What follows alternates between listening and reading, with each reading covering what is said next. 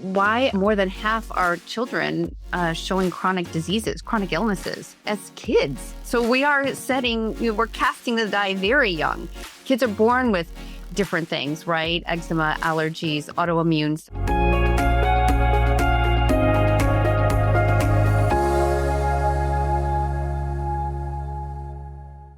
Hi there, this is Dr. Josh Helman, and we are in for a treat today.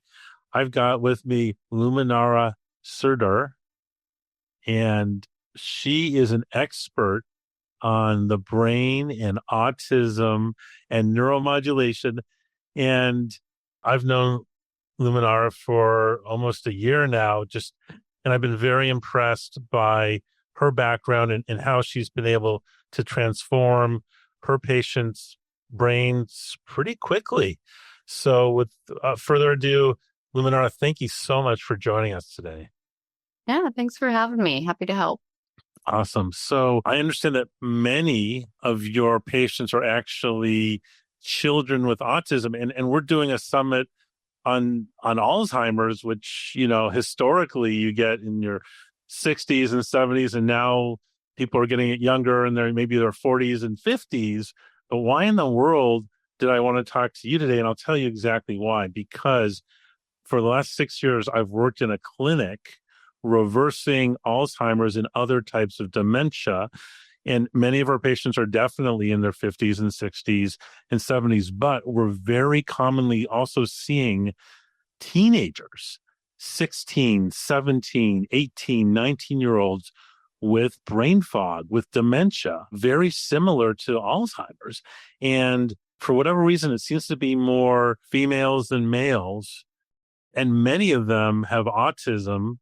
And that's why I wanted to include your perspective on this. Are most of your patients female or male, or what type of mix are you seeing? Well, with autism, it's 4 times more prevalent in boys than in girls. And the way girls present is pretty different than the way boys present. Girls are way more functional. And I think that has something to do with the testosterone versus estrogen. Estrogen is more protective. But it's interesting that you're seeing it in more women, because in autism, we actually see it higher prevalence in boys. And I tend to get clients who tend to be not of American origin or not of European descent, a lot of African Americans. It's spreading throughout Asia now. And maybe these people are more open to the kind of alternative, more natural health treatments for sure.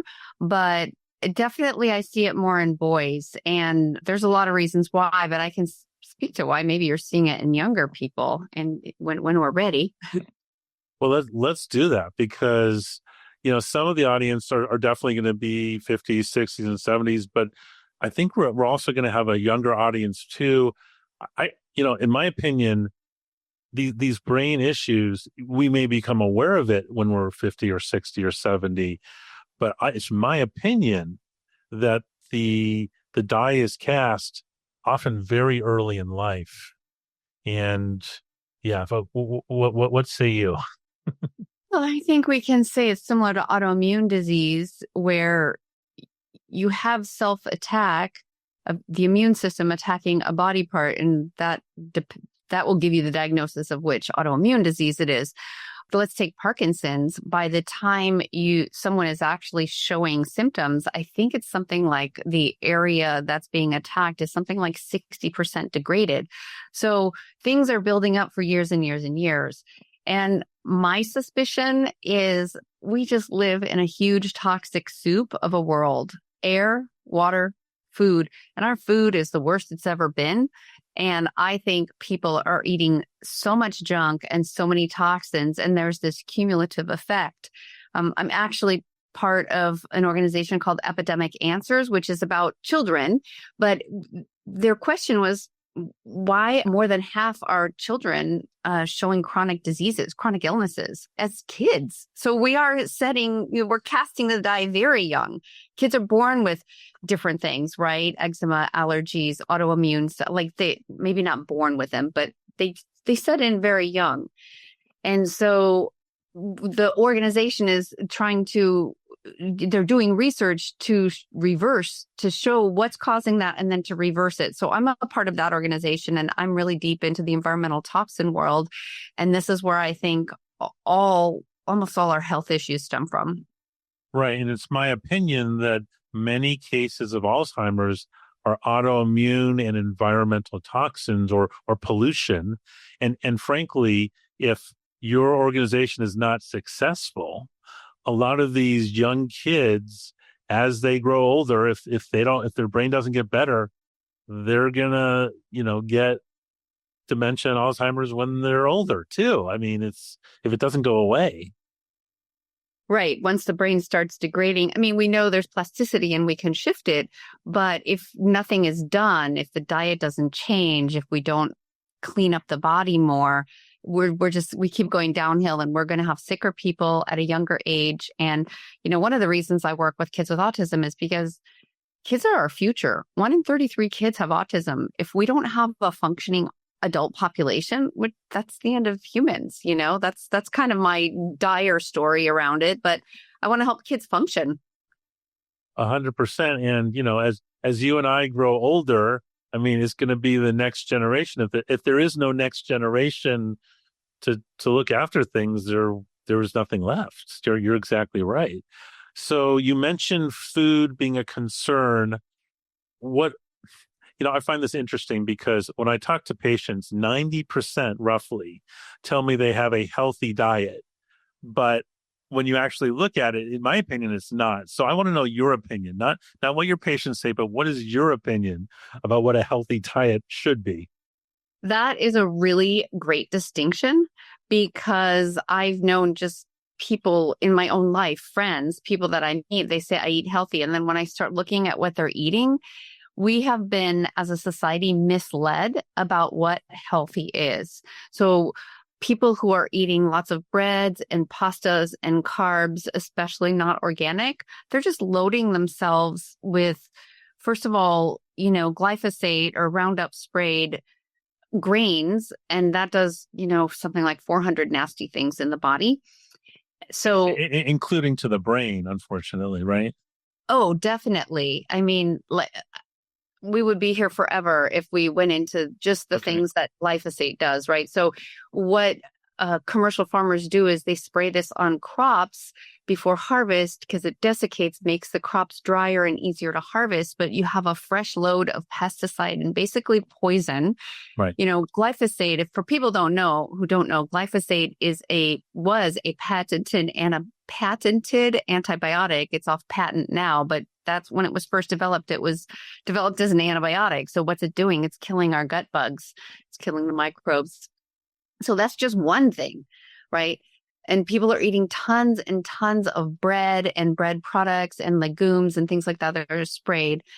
And I think you probably see in your practice that it also skews our blood sugar, right? We're just feeding our bodies glucose, things that break down into glucose, which means we're having this huge epidemic of diabetes, right? Type 2 diabetes, even kids. Right. And we're also calling Alzheimer's like type 3 diabetes. Yeah.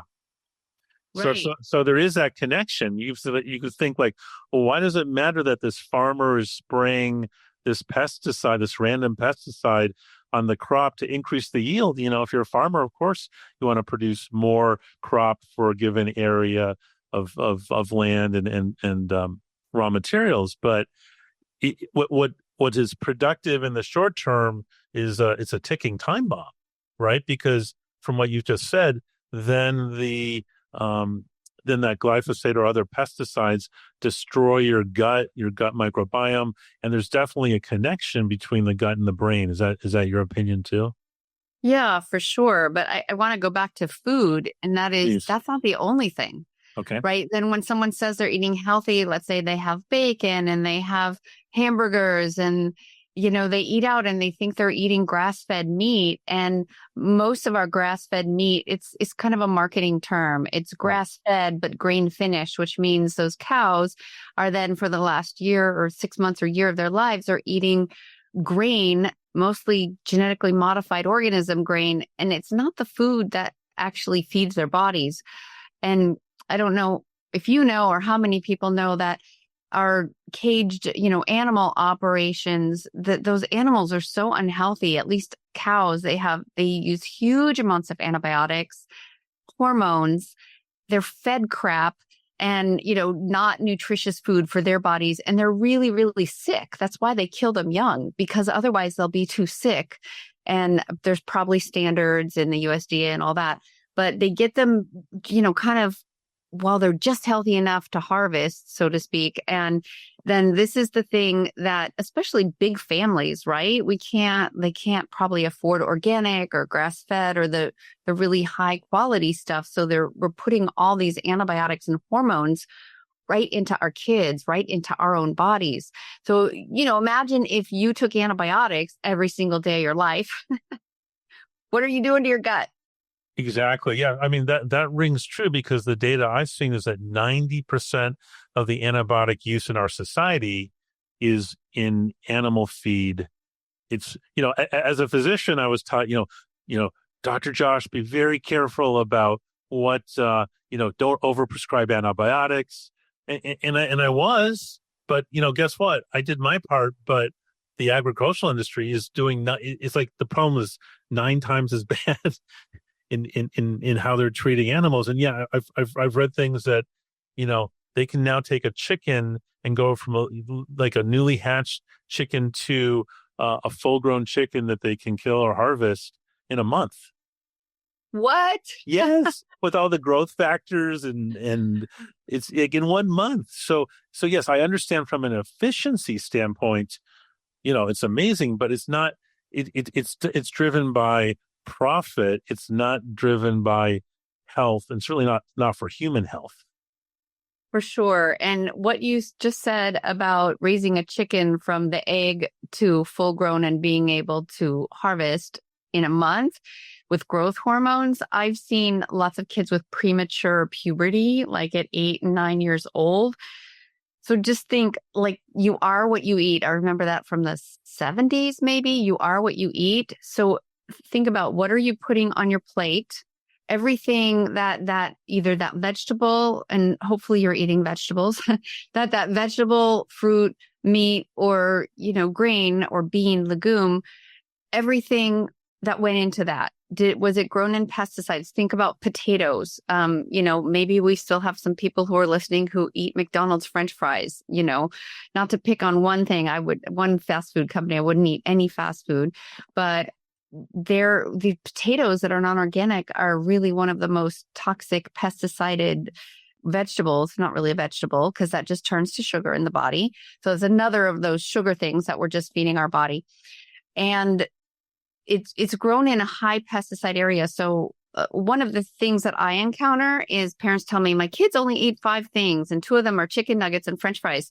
Well, if you're giving that all the time, then one, you're feeding the bugs quick sugar in your body, and you're upping your sugar, and it's probably pesticided if it's not organic. And it's, on top of that, it's probably fried in a really bad oil. But we think we're doing healthy things for our bodies. And I think our term of what's healthy has to shift. And it's hard, because you and I, we're the functional medicine people. We're the ones who are trying to get out the word saying what you eat matters. And this isn't what you're eating isn't what you should be eating, right? We need vegetables that are clean. We need fruits. We need those phytonutrients, those vitamins and minerals directly from our food. I feel like I say this all the time, and maybe the audience of people listening already know, but it's so important. And it's so important what we feed our kids. Right. And just to take a step back, you mentioned like McDonald's or other fast food, French fries will be fried in bad oils. The problem is, even if they're fried in so-called good oils, they're still going to produce a toxin, a neurotoxin called acrylamide. So basically, when you take a starch and you raise it to a high temperature, you produce this chemical called acrylamide. And it doesn't matter if it's a good oil or a bad oil, you're still producing this neurotoxin. And it doesn't matter if you're a kid or an adult. So there's so many layers here. And what's tough is our brains are programmed to crave the salt, oil, and sugar. So we we may tell people don't do this, but we need to educate people that when you do this, you're destroying your brain. Absolutely. And it kind of hurts my heart to see what some of the kids are getting fed the easy to grab food in the supermarket, right? The cookies and crackers. And listen, I was in the supermarket the other day and I saw Oreos for something like $3.49 a package. And then I went over to the nectarines and saw that they're $2.49 a pound. And so one nectarine, and it wasn't even organic, is like an Oreo cookies bag. Like, so what's a parent going to do? Right. Or and we're conditioned, like you said, for that fat and that sugar and that oil. And so it's a conundrum where our food system is destroying us. It's destroying our health. It's destroying our brains. It's destroying our kids' brains. It's destroying our guts. Wow. Yeah. And what I find is because I've cut out all the processed sugars, it's like if I eat an Oreo, I feel sick. And the nectarine tastes good. But I remember when I used to eat all that junk, a nectarine just wouldn't do it. It doesn't have the same chemicals in it that make it what they call hyper palatable, that make you want it. Wow. Yeah, give you that nice whatever neurotransmitter hit for sure. But I guess I don't want to end talking about diet on that note, because there are things we can do, like the closer you eat to the ground, right? Things that, like, I have a garden right now, I'm getting zucchini and tomatoes and, cucumbers and all this fresh stuff. Just try and eat the fresh stuff, and you kind of have to retrain your brain to like it in a way. And you can. Right. But you have to, once you understand that, unlike in our ancestors, we have access to all this food, but more calories is not good in this case. We're fortunately not dealing with starvation. We're dealing with the exact opposite problem. And the other piece is, as you say, if you eat close to the ground, your toxin level is going to be lower, because as you go up the food chain, the toxins end up getting concentrated. Yeah, accumulating, like in the big fish, I think tuna and ahi, that is tuna. There's other big fish. I don't even eat them anymore. But, salmon and sardines and krill, those are the safer ones because they're the little guys where the toxins don't accumulate. If you're eating fish, which you should be, because that's providing good oils and good fats for the brain. And I think that no matter how many, Big Macs you've had or fast food French fries, it's never too late to change. To just stop, just stop is my motto. Just stop. If I find myself doing something like that, we can all practice it. Just stop and bring in new habits. And our brain is so plastic. You probably talk about this, that we can reverse what's going on with it by providing the good fats, by providing good nutrients, right? Right. But I want to hear from you, because in some of your literature and previous talks, you've said that even within 2 weeks, you can see improvements in the brain. Is that your experience? And how do you do that? Yeah, it is. There's a couple instances when that happens. One is when we get kids off gluten and dairy. So some parents have the resolve to do that, and some it's just hard. I understand. We all have our situations. So even as an adult, I would just get off gluten. Look, I don't really have any symptoms of gluten sensitivity, but I recently did a test and my anti-gliadin, which means my antibody to gluten, was quite high. I had been in Europe and eating a lot of gluten because I thought it was okay, but no, I still had the antibody. So, and I don't have any symptoms. So I'm just saying, everybody, just get off gluten. We don't need it to survive. And that's one of the instances where I see changes. I have parents get the junk food out of their kids' lives, and they see changes right away. So that's one. I mean, actually take gluten out and you can see changes within 2 or 3 days. The kids who are, screaming and tantruming and falling on the floor and defiant, they just start calming down. So that's number one. So we know there's something in the food that's getting in the brain and creating a problem. Number two is to get people pooping. Now, most of the kids I work with, say 75% of them are constipated. Sometimes when they get to me, their parents have worked on their gut and they're not. I know there's a lot of adults who are constipated too. So constipation is going less than one time a day. And I don't think many people realize that. The parents take their kids to the pediatrician and the pediatrician says, it's okay if they only go a couple times a week. It's not okay. Right. So this is a situation where we're talking about normal. The average American is not healthy. So even though it may be quote unquote normal to only have 1 or 2 bowel movements a week, that is not ideal. So it sounds like you're trying to set up your patients to be ideal. Yeah, it's not ideal for health because what happens is when that stuff sits in our colon, our natural water control system in the body will reabsorb water from the colon, and it also reabsorbs the toxins. So everything we work so hard to detox and to push out of our system just gets reabsorbed. And I see that with the kids. I see high anxiety. I see defiance. I see anger, meltdowns, moods, crying for no reason, apparently no reason. And so when we get the kids pooping at least once a day, sometimes up to 4 times a day, we see the anxiety especially decrease. We see the anger especially decrease. They sleep better.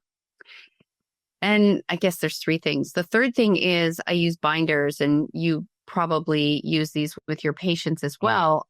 For those who don't know, a binder is, I call it the catcher's mitt in the gut, right? If we're going to eat something that's toxic and our liver is going to clean that up or, bring toxins from our brain through the bloodstream into the liver is going to take care of those. We want something to grab them in the colon so they don't get reabsorbed. And so those are called binders. Now, I use binders that sit in the colon and just wait, kind of like the catcher behind the batter, baseball analogy.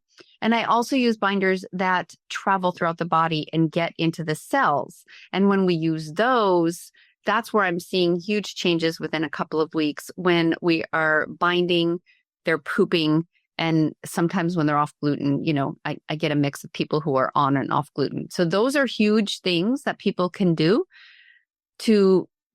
that I see shifts within a couple of weeks, and probably even people with Alzheimer's and autoimmune and other things can see shifts. Right. I'm seeing that in adults with Alzheimer's within a week or 2.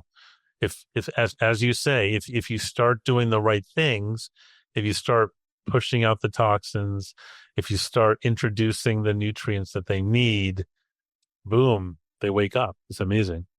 Well, we are a self-healing machine. We were built to self-heal. When you get a cut, you don't have to do anything. I mean, yes, you want to clean it, but you'll self-heal.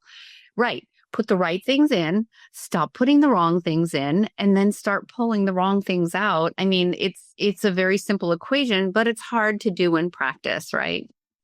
Sure. No, I'm being nosy here, but what type of imaging studies of the brain are your clients or patients getting with autism? If any, before you... You mean, what does the brain look like with autism? No, yeah, with is it something you routinely check with your clientele? No, I don't check imaging. So I'm a nutritionist, so I don't have a clinic where I do these things, but Dr. Daniel Amen has done a lot of images of both ADHD and autism. ADHD, I think, presents as 5 or 7 different types of patterns in the brain, and autism presents as, I think, a couple different types. His work's very interesting. So that's the only imaging that I know of. Right. There has been like a postmortem study that's found high aluminum in a brain with autism. So that's a big deal. And, we have aluminum in our childhood injections, and we have aluminum that's in our food, air, and water. So right. I'm sure you see that. Oh, yeah. And as adults, a lot of people unfortunately use aluminum in their deodorant or antiperspirant, which then gets absorbed into the blood system and then goes into the brain. And we found aluminum associated with these neurofibrillary, plaques in Alzheimer's. So that's an example of an environmental pollutant that we're introducing. There's aluminum in the drinking water. The municipal waters, the last step, you talked about binders. Well, they clear out all the particle matter in water by introducing aluminum as a last step. And then we're stuck drinking the aluminum if we don't clean up our water supply. Exactly. That's one of the really important things. Our water supply, I think, the purity of it has gone downhill. In one of my courses I tell parents about their drinking water, and I actually use their own zip codes, and I'll show them what's in their water. There's Environmental Working Group has a tap water database, and it's just all the data from all the water supply systems around the country that you can look up by zip code. And I was really amazed to find like uranium in Southern California and high levels of just all kinds of chemicals. I think I looked up my mom's outside of Chicago is pretty high, Southern California, New Jersey. So, I would advise people to look that up. And one other thing I wanted to say, you said about the aluminum. One of the things that's great for pulling aluminum out of the body is horsetail, or I like a product called BioSil. It's a silica, and it has a particular chemical group on it so that it travels around and it'll pull the aluminum out. It doesn't taste great, but it works. And is BioSil a trade name, or is that a name of a plant? Or BioSil is the name of a product. It's liquid drops that you can use. Horsetail is one of the herbs that nature's provided us with, right? Okay. We probably consider it a weed, but herbalists. Here's my thinking. Nature has, yes, there's poisons in the earth, but they've given us all the remedies growing as what we call weeds in our lawns and in our yard and in the fields. So I think everything that we could be exposed to, we have a remedy for. We just have to put them together. That's great. So one of the things that I found people respond to with Alzheimer's is making sure their EPA and DHA, their omega-3 levels are high enough, and if not, supplementing. Are you doing the same thing for your clients? Absolutely. Because, okay, here's my cell biologist coming in. You have a cell membrane, and it's 2 layers of lipids or fats, right? If you're eating canola oil and soy oil, corn oil, all that crappy oils, they kind of think of the oils as they can be like long and smooth, have a tail that's smooth, or they can have a tail that's kind of stiff and bent. So if you have these stiff and bent fats in the cell membrane, they're not going to be very fluid and able to bring things in and bring things out.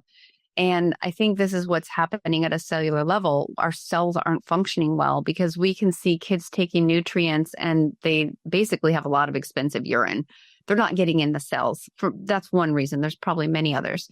But if you replace all those fats in the cell membrane with the good EPA, DHA, and the really good oils that actually function well in our cells, then you get a functional cell membrane, you get the nutrients coming in, you get the toxins going out. So that absolutely helps. And it's very calming too. It's really calming for the brain, for our cell. I just think by replacing the bad fats, it calms kids down a lot. That's great to hear. So fill us in on neuromodulation or what have you, because I'm really excited about the whole field for improving brain function. So tell me your perspective. Sure. So I started with neuromodulation technique, and I'll call it NMT, and just think neuro for brain. Modulation means to adjust or to change. We're changing the brain. So I started because I had allergies, and I went to go see someone who did NMT on me, and my allergies not only went away, but my vision spontaneously improved. And for the audience, can you just explain what physically they did to you to do the NMT? Was this electrode? Was this like what did you actually go through to experience that? Yeah, I'll tell you that after I tell you what happened. So, okay. I go into this chiropractor. He does this process on me. It's a bunch of words. He's muscle testing me. People don't know muscle testing. You push the arm down and look for resistance, and it's the body basically giving you a yes or a no. And by the end of a session, I have contact lenses that are less than optimal. And by the end of the session, my vision is bright and clear as if it just improved, right? So I kept going back, and my vision got, my contact lens prescription decreased by 33%. So this is what I call the beneficial side effects, because I didn't go into work on my vision. I went in to clear my allergies, and they've all cleared, like anaphylactic allergy, done, gone. So it's literally, it's a little bit like quantum jumping. There's no electrodes. I don't put my hand on anything. It is basically, I'll describe how the chiropractor did it to me. He went through a process of saying, hey, body, can I talk to you? Yes. And then he said, hey, like, can we investigate what's going on here with this allergy? Yes. Okay. Do you know what's going on here? And so it's just very scientifically put together. Is it this sensory end organ? Is it this place in the brain it's touching? Is it being interpreted correctly? So I'm going to give a concrete example of what you can question the body with. So let's say someone's been in an accident. They've had low back pain for 20 years, right? Constant pain all the time. We have sensors. We have heat, cold. In our eyes, we have rods and cones. We have tension, vibration. We have all these different sensors, including pain. If that's a pain sensor, right, it sends a signal up the spine, crosses over to the other side of the brain, eventually comes to our frontal cortex, our thinking brain, and says, man, that's pain. Ow.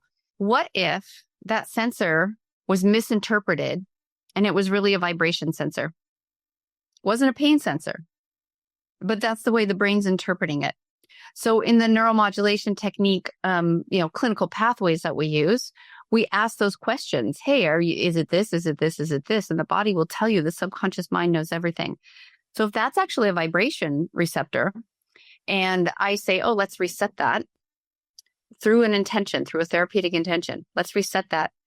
The pain's gone like that because it was never pain in the first place. It was a mistake that the neurons were making.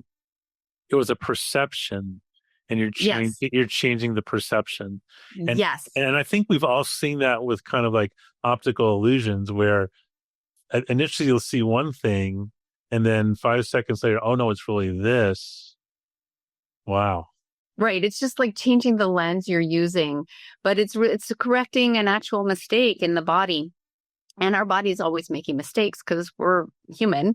And you can do that with the nervous system. You can reset the nervous system, immune system, do stuff with the gut. And really, you can ask the body any question. So I get really creative in the questions I'm asking. So I'll ask stuff about speech areas of the brain. We'll ask stuff about what toxins are in the way in the brain. What do we need to do? Do we need to do NMT to get those out? Do we need to use like outside resources like binders? Do we need to use vitamin B12? What do we need to use? What's going to serve the body best to correct this? So the correction in NMT is literally a therapeutic intention. We say, hey, you look like this, perception A. Do you want to look like this, perception B, which is more healthy? And the shift happens immediately. Now, with the kids I work with and with someone complex, there's a lot of mistakes. So it's a little bit like having a big tangled ball of yarn and you have to like pick string by string by string sometimes. Wow.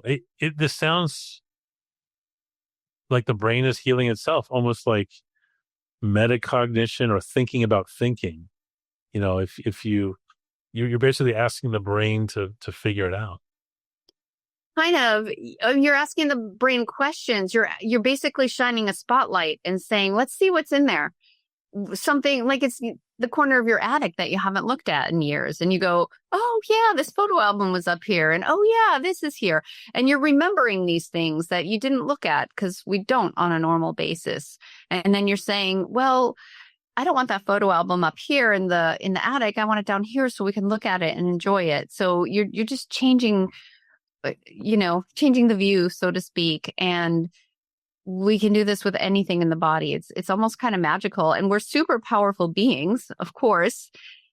And the beauty is that I'm a mirror for the person I'm working on. So I'm seeing things that they can't see, reflecting it back to them and saying, hey, we can change this. We can look like this instead. Wow. So, and I guess it sounds like sometimes you're seeing results again within a couple weeks of this, right? Well, with NMT, you can see results immediately. It depends on what you're working on. Okay. Yeah, I've had really interesting things. I'll just give you one with a kid I worked on. This was many years ago. I was working on allergies, and what happened is his mom told me, I think he was around 10, 8, 9 or 10. His mom said, well, I used to take him to the chiropractor twice a week because his corrections wouldn't hold. And I don't have to take him that much. His corrections are holding. I've heard that a couple times from people. So when we reset the nervous system in one way, it might affect another way. I call them the beneficial side effects. That's cool. Wow. So I'm curious, how long do you normally work with one of your clients? Is this a couple weeks, a couple months, or does it really depend on the person? Well, probably much like the Alzheimer's brain or the state that you're in, it probably takes a little while because you're undoing a bunch of things that have been done, that have been set in place, and habits in the brain too, right? We have to undo those habits. So I see a child with autism similar to Alzheimer's in that the dysfunction in the body, the level of things that need to be fixed to function at a really healthy, thriving level. So I tend to work with clients for a year or more. Okay. And when you take a holistic approach, the NMT is one piece. And I used to do that for the longest time. Oh, NMT can do it. Then I realized, you know what?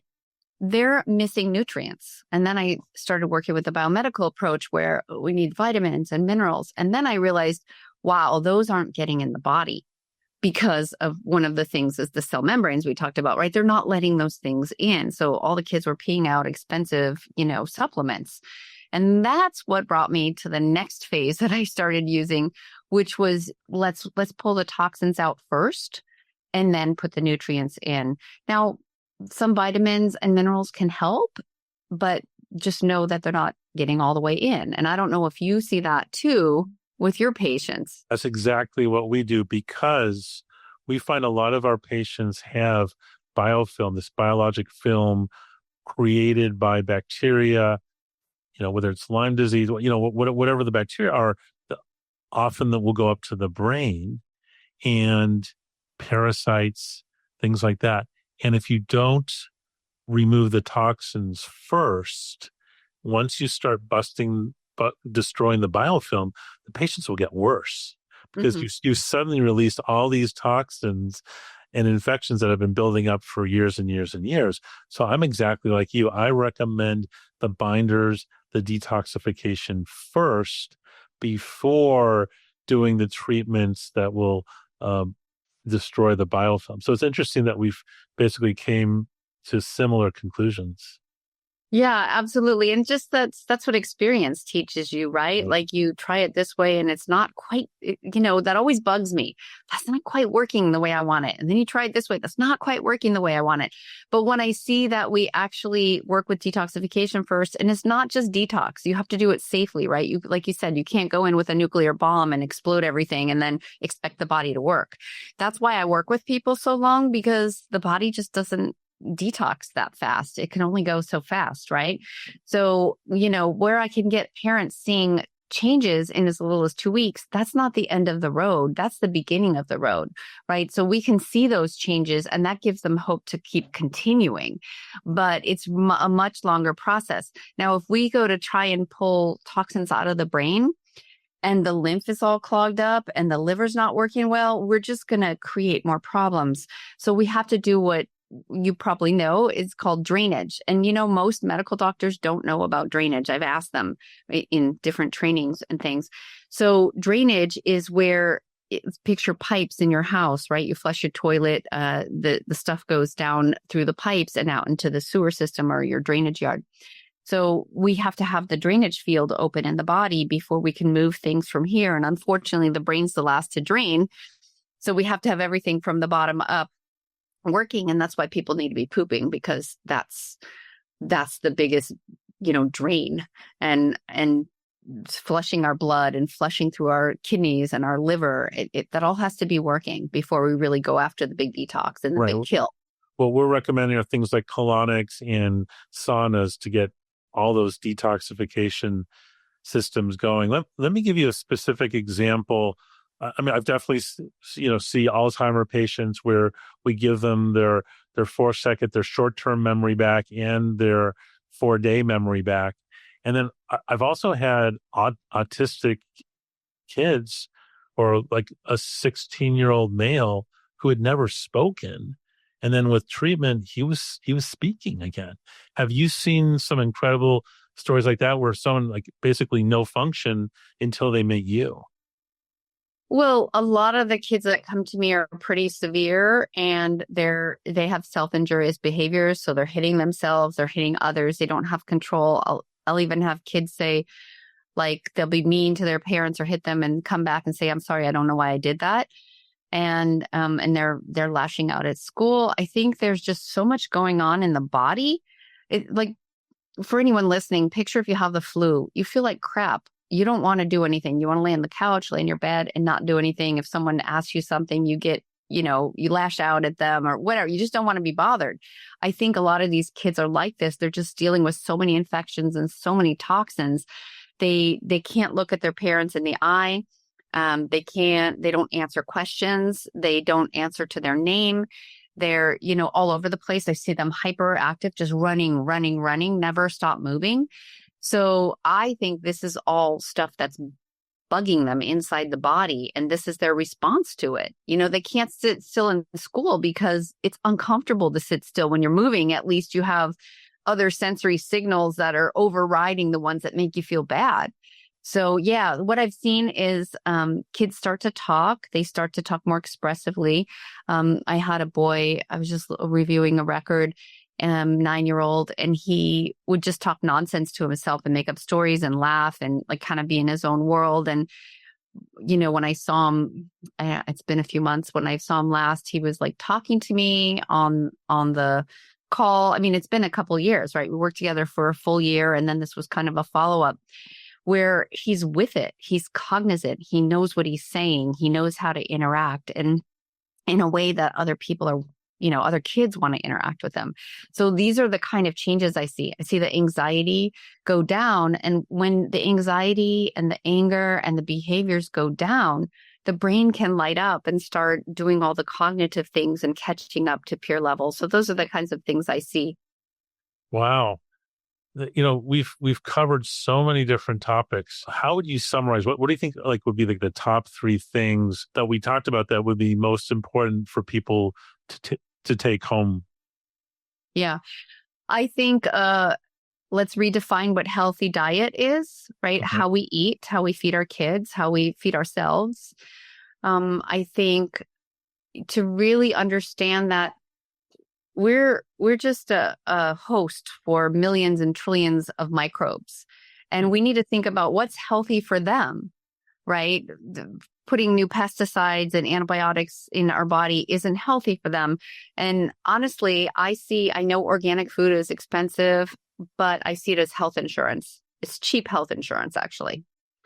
So how we eat, how we feed our microbes, and that because we live in such a toxic soup, I think we need to live a detox lifestyle. And one of the things to do that is to always be thinking, how can I keep getting rid of these things? And like chlorella and spirulina, which are algae, are a really nice thing to take every day that are pretty generally safe. They're nutritious. They have a high protein content. Plus, they help pull metals out of the body. So there's lots and lots of different things we can do to live a detox lifestyle, but that's just one thing I'll drop in there. That's great. And I'll just put a little footnote next to the spirulina. Make sure if you buy spirulina that you're buying it from a company that tests it for impurities, because some companies will grow the spirulina. It's basically like pond scum, and you can get contaminants in there that can cause liver damage. So pure spirulina is great. Contaminants are not. So I'll just put that footnote in at the end. Well, and footnote on your footnote is Okay. I really like, there's a guy, he's called the Health Ranger, and he sells clean chlorella. It's chlorella that's grown indoors in artificial light. So it doesn't have any contaminants. That's the only kind I really recommend.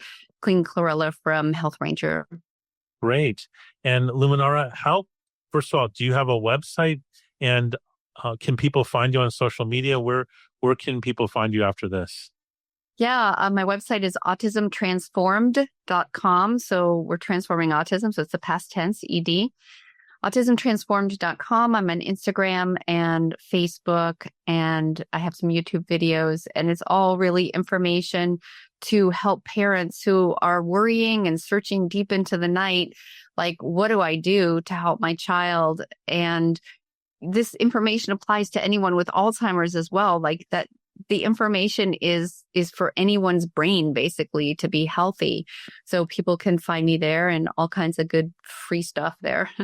Would you be open to working with Alzheimer's patients if they reach out to you?